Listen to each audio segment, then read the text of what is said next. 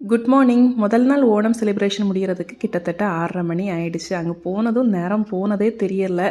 அந்த அளவுக்கு என்ஜாய்மெண்ட் பண்ணியிருப்போம். அப்புறம் அங்கேயே ப்ரைஸஸ் எல்லாம் டிஸ்ட்ரிபியூட் பண்ணாங்க. அதெல்லாம் வாங்கிட்டு வீட்டுக்கு வந்தாச்சு. இனி நம்ம சாட்டர்டே நடந்த மினி விலாக் தான் பார்க்க போகிறோம். திருச்சூர் வரை வந்தாச்சு. குருவாயூரப்பன் கோவிலையும் போய் சாமி கும்பிட்டுட்டு வந்துடலான்னு விடிய காலம் 4 மணிக்கெல்லாம் எந்திரிச்சு கிளம்பியாச்சு. அங்கே போகிறதுக்கு 1 மணி நேரம்.